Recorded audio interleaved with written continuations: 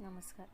आज मी एक उपाय सांगणार आहे अडकलेले पैशांसाठी, की तुम्ही जर कोणाला तरी पैसे दिले असतील आणि ते जर ती व्यक्ती तुम्हाला परत देत नसेल किंवा तुमचा फोन उचलत नसेल, तुम्हाला कसलाही रिप्लाय करत नसेल, तर त्याकरता एक अत्यंत खात्रीशीर उपाय आज सांगते आहे.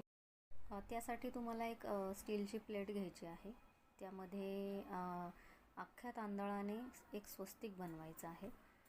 त्याच्यावरती एक काळा मातीचा दिवा ठेवायचा त्या स्वस्तिकवर आणि त्यामध्ये एक वात घ्यायची आहे जी तुम्हाला काजळ लावून किंवा काजळी लावून काळी करायची आहे आणि ती वात त्या दिव्यामध्ये ठेवायची.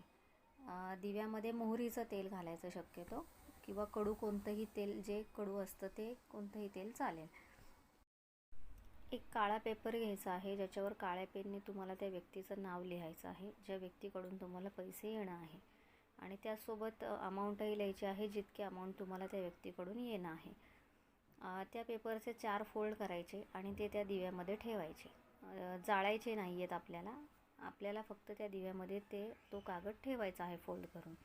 आणि एक दीर्घ श्वास घ्यायचा आहे आणि देवाकडे प्रार्थना करायची की ज्या कोणी व्यक्तीने माझे पैसे अडकवले आहेत किंवा परत देत नाही तर ते मला परत मिळावे, ते माझ्या कष्टाचे आहेत आणि ते मला परत मिळावे, अशी प्रार्थना देवाकडे करायची.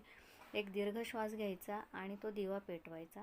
शक्यतो तो दिवा त्या बाजूला ठेवायचा, त्या दिशेला, ज्या दिशेला तुमच्या घरापासून तो व्यक्ती राहतो.